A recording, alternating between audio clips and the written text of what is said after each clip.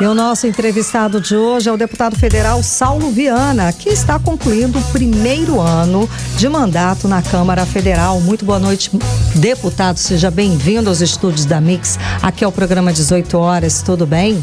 Boa noite, Karina. Boa noite, Carlão. Boa noite a toda a audiência da Rádio Mix.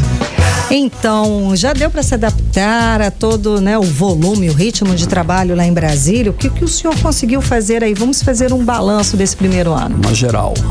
Já, Karina, assim, Brasília é muito dinâmico, né? O trabalho lá é muito intenso, né? Nós temos aí, temos que estar presente em Brasília e manter o nosso trabalho aqui, né? No estado, tanto na capital como no interior, mas eu estou já adaptado. Esse primeiro ano de trabalho foi um ano muito, assim, de muito trabalho por conta de pautas que foram muito importantes para o país, né? Que a gente teve aí a oportunidade de participar, de votando ou participando de comissões que são importantes em Brasília. E aí eu destaco aqui, acho que a principal pauta do ano, que tem uma importância muito grande para o Amazonas, foi a questão da reforma tributária, por conta da nossa Zona Franca de Manaus, e os reflexos da reforma que ela vai, ao longo desse período de transição, que com toda certeza vai chegar até a todas as pessoas, todos os brasileiros e brasileiras, por conta desse grande benefício que com toda certeza a reforma vai trazer para o nosso país. Legal, deputado, essa vantagem aí que nós tivemos com a Zona Franca de Manaus em relação à reforma tributária, a manutenção, né, das vantagens, entre as suas conquistas aí, o senhor destaca ela ou tem outras também? De forma geral, a reforma tributária com toda certeza é a mais importante, Carlão, por conta da nossa Zona Franca de Manaus, que é o nosso modelo, né, a nossa grande matriz econômica do estado do Amazonas. Existia um risco muito grande na reforma tributária, porque um dos pontos que a reforma atacava era o fim dos benefícios fiscais, que é o que o nosso modelo vivia. Então, assim, era muito importante que a gente pudesse manter na reforma tributária a manutenção das excepcionalidades da nossa Zona Franca, e isso a gente conseguiu, trabalho conjunto da bancada federal, tanto dos deputados como dos senadores. Agora tem outros também, como projetos de lei que nós apresentamos na Câmara e alguns que já foram inclusive aprovados, que a gente tem aí a oportunidade de estar colaborando não apenas com a Amazônia, mas com o Brasil. Certo, o senhor está falando do projeto de lei a respeito dos cigarros eletrônicos? Não, tem... Dessa proibição Tem esse, mas tem, eu acho que um dos que eu destaco, por exemplo, foi o aumento da pena para furto de aparelhos celulares e aparelhos eletrônicos, né? Que hoje no Brasil a gente tem um aumento expressivo do número de furtos dos aparelhos celulares, não apenas pelo celular em si, mas principalmente das informações que hoje a gente tem dentro do celular. Hoje em dia você tem a sua conta bancária no celular, seus documentos pessoais, e passou a ser uma prática o roubo do aparelho celular para que fosse extraída essas informações. E só que o que acontecia, se a pessoa fosse presa furtando o aparelho celular, ela seria apenas detida. 24 horas depois essa pessoa estaria solta. Então a gente fez um projeto de lei juntando com outros colegas deputados, isso foi aprovado na Câmara para que aumente a pena para 4 a 6 anos para quem cometer furto de aparelhos celulares ou aparelhos eletrônicos. Isso com toda certeza vai poder fazer com que as forças de segurança possam inibir esse tipo de crime. E outro projeto de lei também foi na medida provisória que foi mandado do Executivo para a Câmara, do Minha Casa Minha Vida, da reedição desse programa Minha Casa Minha Vida, e nós apresentamos uma emenda que foi aprovada para que, primeiro, para que desse prioridade para idosos, né, no programa Minha Casa Minha Vida, com adaptação inclusive para PCDs e idosos nesse programa, ou seja, vai estar contemplado já a partir desse novo Minha Casa Minha Vida, essa emenda, e também para que seja dado prioridade para as pessoas que perderam suas casas por conta de desastres naturais ou por tragédias. Eu lembro desse, a gente até falou aqui. Obrigado. Agora, só para lembrar que esse projeto é interessante, que proíbe da produção, impostação e publicidade de cigarros eletrônicos, justamente para a mesma linha do cigarro comum. Exatamente. Não é, deputado? O que acontece? Hoje em dia, isso tem aumentado, isso com toda certeza não vai demorar para isso ser matéria. O número de pessoas que estão dependentes, que usam o cigarro eletrônico para sair da dependência do cigarro normal, né? E só que isso tem também trazido uma dependência, e existem doenças que o cigarro eletrônico está dando, inclusive em jovens. Tem muitos jovens hoje em dia que estão dependentes de cigarro eletrônico, né? Estão com esse vício do cigarro eletrônico. Isso causa doenças severas, muito mais até porque ela chega muito antes do que o cigarro normal. O cigarro normal, a pessoa tem, com toda certeza, vai adquirir doença, mas ao longo do tempo. E o cigarro eletrônico está trazendo essa doença muito mais cedo, e esse projeto de lei a gente apresentou para diminuir, né, o consumo do cigarro eletrônico. Deputado, o senhor mesmo mencionou aí que o movimento em Brasília é muito dinâmico, então eu penso que deve ser muito difícil também, né? Quais foram as maiores dificuldades que o senhor enfrentou lá em Brasília, lá na capital, nesse início de mandato? Primeiro, Carlão, é a distância, né? A distância que nós temos aqui no nosso estado para Brasília, porque a gente precisa manter o trabalho aqui, né, na base, tanto na capital como no interior. Segundo, é essa adaptação, porque eu tive a oportunidade de ser deputado estadual. E aqui na Assembleia nós éramos 24 deputados. E lá em Brasília são 513. Sim. Então, muito provavelmente eu vou passar os 4 anos do mandato e não vou conhecer os 513 deputados. Né? Por conta de ser realmente... muita atividade, né? Exatamente. E a Câmara, ela é, como eu disse, muito dinâmica. Então, toda hora está acontecendo reunião de uma comissão, no plenário, nos grupos de trabalho.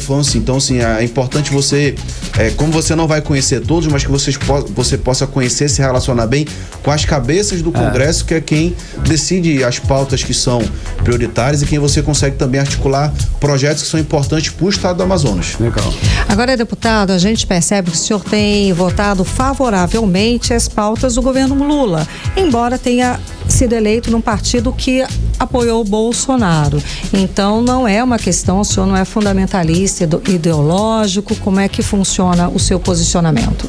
Na verdade, eu tenho votado do que eu tenho a consciência de que é melhor para o Brasil e para o Amazonas. Por exemplo, eu posso te dar aqui 2 exemplos de matérias que eu votei favorável contra o governo. Primeira matéria que eu votei, o maior exemplo, como por exemplo, foi no arcabouço fiscal, que era uma matéria do Executivo, que era para conter, na verdade, para que tenha assim, um teto dos gastos, que isso é importante para a economia, para que o governo possa manter, né, as contas em dias e organizadas. Isso foi uma matéria do governo que eu votei a favor do governo. A reforma tributária, uma outra pauta que era prioritária do governo, que era a reforma tributária, que uma vez que a gente pôde manter o que era importante para o Amazonas, eu também votei a favor. Mas eu votei contra, por exemplo, a que o governo apresentou, como por exemplo a questão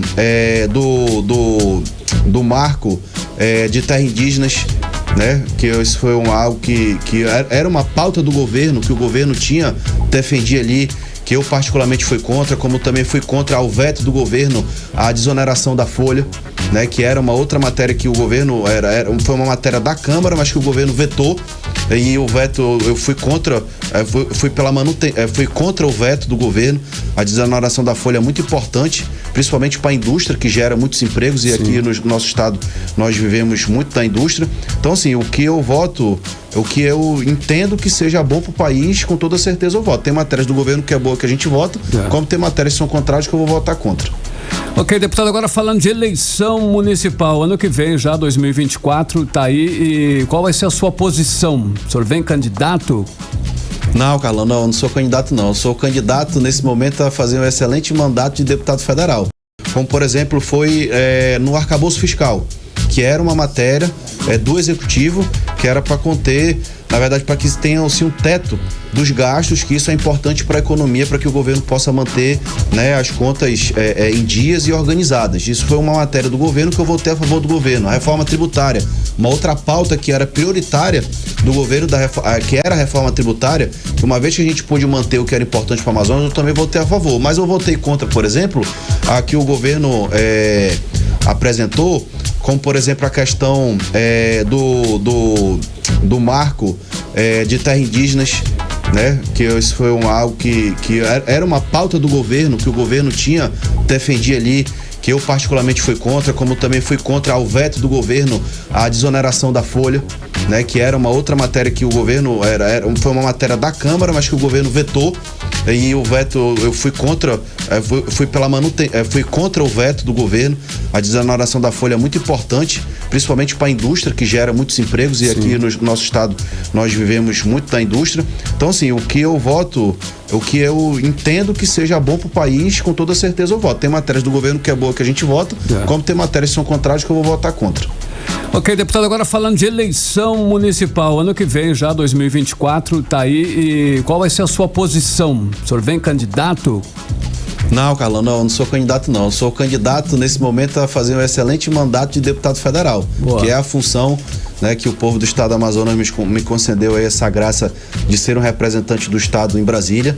A gente está já chegando próximo da eleição e eu aprendi um pouco na política de que eu trato de eleição no ano da eleição. Como a gente ainda está em 2023, vamos deixar para tratar da eleição municipal em 2024, que está já perto aí, chegando perto aí para as decisões, tanto da questão do partido, que o partido vai caminhar, Apoio, né? Os apoios, né, de que que vão se formar. Sim. Dos candidatos, que até então nós temos apenas pré-candidatos, ainda não tem ninguém que ainda se colocou de fato como candidato. Colocou o deputado Alberto Neto aqui no programa. O Alberto ele já se colocou. O Alberto, por exemplo, é um colega deputado federal que com toda certeza, né, os bons candidatos, Karina, eles procuram, né, os colegas, principalmente os detentores de mandato, para que possam apoiar.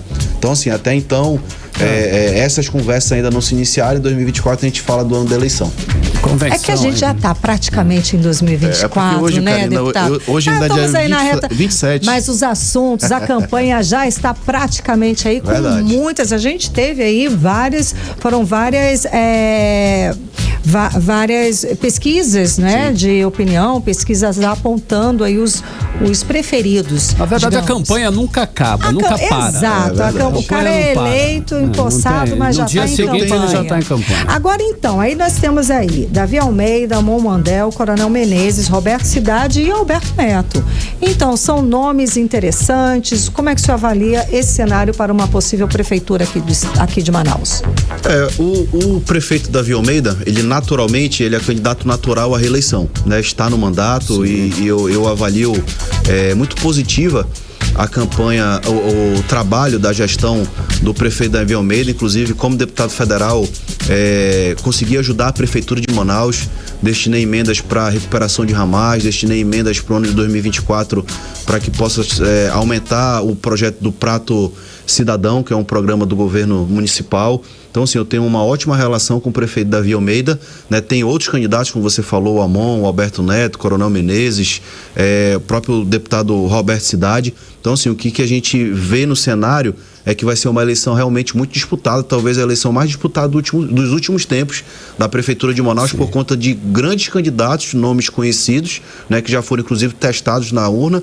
Então, assim, a eleição vejo a eleição em aberto, mas vai ser uma eleição realmente muito difícil, mas o povo de Manaus tem a sabedoria de escolher quem vai ser o melhor para a cidade para os próximos 4 anos, a partir de 2024. Tá certo, então. Muitíssimo obrigada pela sua presença, conversando com a gente hoje aqui no 18 Horas. Obrigado. Quero aproveitar aqui o espaço para desejar um feliz 2024 para todos os ouvintes da Rádio Mix, para todas aqui as pessoas aqui da Rádio Mix, Carlão, Karina, obrigado pela oportunidade.